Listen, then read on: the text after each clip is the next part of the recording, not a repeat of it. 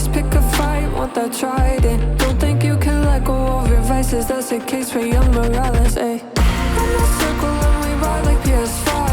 Today marks the 2-year anniversary since the PS5 first released, and in that time we've had updates, new services, new games, most of which overall I have been really happy with and absolutely loving, and some stuff not so much. Like I mentioned in the companion video to this one, talking about the Xbox Series X and S 2 years later, this generation of systems has been considered to be a little bit on the slower side. While we have had some pretty good releases across the board over this past year, just the general cycle and number of games that have been cross-generation and just how much stuff is really actually pushing these current gen systems hasn't really compared to some past years. And so I can understand why some people have felt that kind of slowness with this generation. But honestly, just looking back at PlayStation as a brand, what's been coming out, what's been going on with services, and what's on the horizon, I've overall been really happy with it. Covering the game side of things really quick, while I know the pacing has felt kind of off, when you look at the total number of titles we've been getting over the past 2 years, even with the ones that are cross-generational, there's been a really good list going on so far. There have been some current gen exclusive titles. We obviously had the Demon's Souls remake back when the PS5 first launched. Returnal and Ratchet & Clank came out later within that same year span. There's also Ghostwire Tokyo, which I'm gonna be honest, I saw a lot of kind of mixed reception when it came out. People were kind of middling on it. I finally dove into it last month because I just want to play things that were generally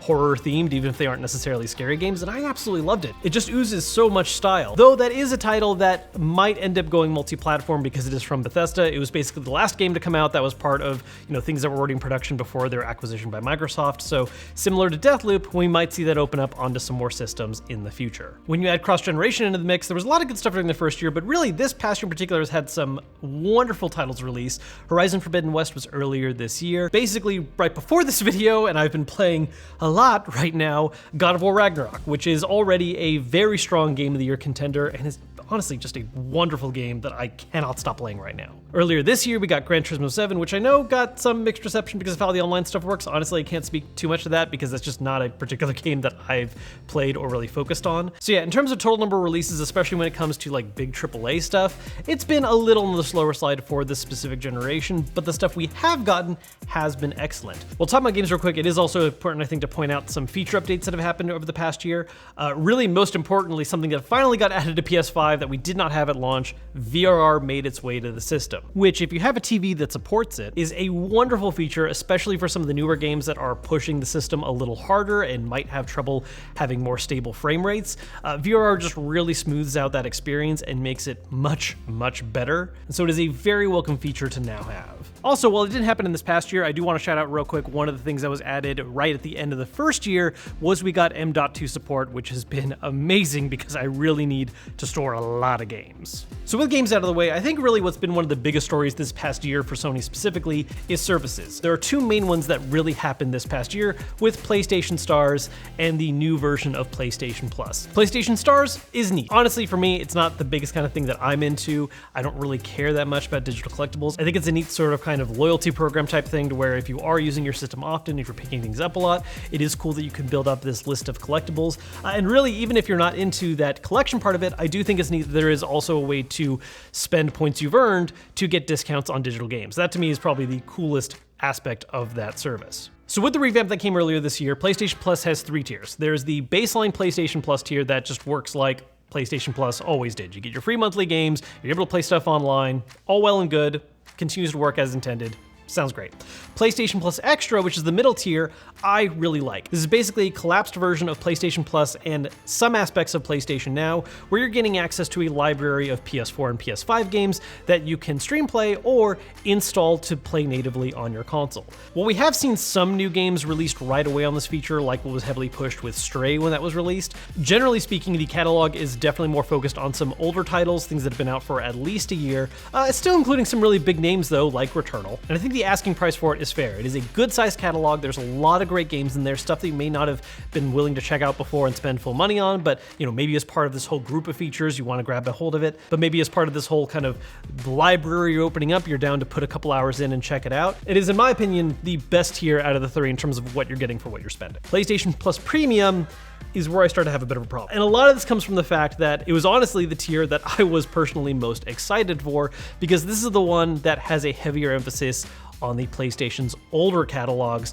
dating back all the way to the PS1. Premium basically is going to be a way of adding older titles from PS1, PS2, PSP, and PS3. Problem is that the PS3 library, which is the largest one, still requires it to only be accessible through Streamplay. You cannot play any of them natively on the system unless it was something that got like a full-blown re-release and remake on PS4. While the catalog of PS1, PS2, and PSP games is very small. When it first released, this was something that I was a bit worried about because while I do like some of their individual choices, I was really hoping to see just a bit more volume right off the bat. And then the follow-up hope to that is, okay, well, maybe we're gonna see a lot of stuff added as the months go by, and that really hasn't been the case. There has been some new games added, and every now and then there's a little bit of a heavier surge than in other months, but it has been extremely slow going, which is just frustrating because the older system catalogs for PlayStation are truly incredible. All of these systems had amazing games, some of which are basically trapped on those systems right now. There's no way to really officially play them outside of, grabbing the original hardware or moving to emulation.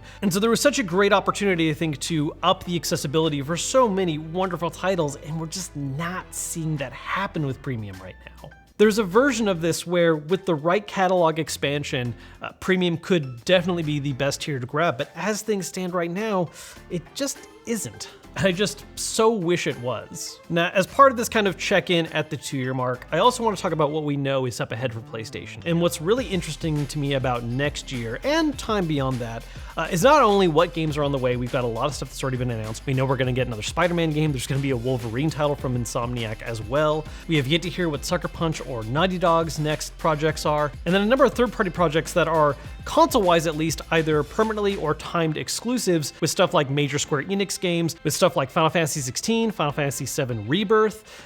We know that we're getting a Silent Hill 2 remake that's also going to be a PlayStation exclusive thing. So the third-party support is there and strong. The thing about next year that's interesting too, though, is how much we're seeing go on hardware-wise for PlayStation. We know of 2 things for sure launching in 2023 that are both pieces of hardware for PlayStation, and there's been pretty heavy rumor about something happening either next year or the year after as far as model revisions go.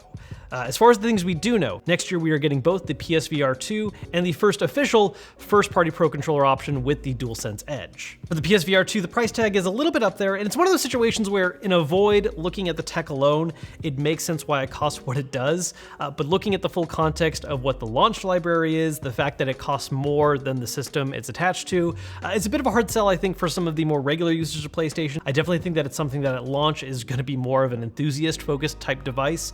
That being said, I am interested in checking it out myself, and I am planning to pick one up, so really curious to see how that all works out. And then the DualSense Edge is interesting because, again, this is the first time Sony's doing their own Pro Controller option. It's not something that's coming from a third party like Scuf or Razer, which have released or at least announced their own Pro Controller options for PlayStation, so it's going to be very interesting to see what their own first-party offering has in comparison. I will say something about it that makes it very enticing to me, especially compared to these other options, is that it is something that not only offers Pro Controller features, but still keeps intact the things that are DualSense specific, like its vibration functions and adaptive triggers, and the fact that you can actually swap out the entire stick module, so if you do run into stick drift issues, it's something you can just swap out a part for rather than have to junk the whole controller. Now, as for the more rumored side of things, there's been all kinds of talk about whether or not we're going to get some kind of Pro revision, or if we'll get a more traditional slimline revision, if that timing is right to happen next year, if that's going to be something in 2024. Really, of the number of rumors and things that we've seen, the only one that I've seen that I personally put a little more stock into is the theory that the next revision is going to be a trimmed down system where the disk drive is no longer included with the system itself, is instead a separate attachment or add-on that you can get. Digital is obviously becoming a bigger and bigger focus, and I would not be surprised to start seeing companies try to move away from having disk drives just be a core part of the stock version of the system. We've already seen that offered as an option, and I think the next part of that segue, right, is to make stock systems not have those, but still offer a disk drive as something you can grab separately. A revision of any form also makes sense because if they're able to change any of the interior parts significantly enough to where it's stuff they can more easily source, hopefully that is something that can address the current stock issues we've been seeing, and it becomes a lot easier to grab a system instead of having to play this constant game of when is the next drop going to happen. Now, this is again something that Sony has not had any official word on. We're really just going off of rumors and theories and everything for that right now. But with that in mind, along with the 2 things we do know about happening, it looks like we've got a lot of hardware happening in the future for Sony. You know, going back to that point about current gen having a bit of a slow start, while I see where people are coming from, on the one hand, I think it has actually kind of worked out for the better in a little bit, in that while there has been some next-gen exclusive stuff for people to jump in and enjoy, the stock issues have been enough of a problem that I'm glad a lot of the bigger releases like God of War and Horizon have been made available to people that still have PS4s. We haven't had that full cutoff just yet. And I've been perfectly happy with what gains the PS5 has given me, not only in terms of that smaller exclusive library, but just the performance benefits that I'm getting for those cross-generation games. And I didn't really emphasize that as much in this video, but one of the things I've said in some of my past kind of anniversary videos for the PS5, I absolutely love all the little extra immersive factors that the DualSense opens up. The haptics, the speaker on the controller, the adaptive triggers, it just all contributes so that those games that really make use of it and employ it, I just eat that stuff up. And I'm really happy to see that while it's not happening across the board for every single game out there, we have been seeing not only first party, but also some third party games embrace it in some cool and interesting ways. Has the current gen been a little slower? Sure, but I've still thoroughly enjoyed and loved all my time with the PS5.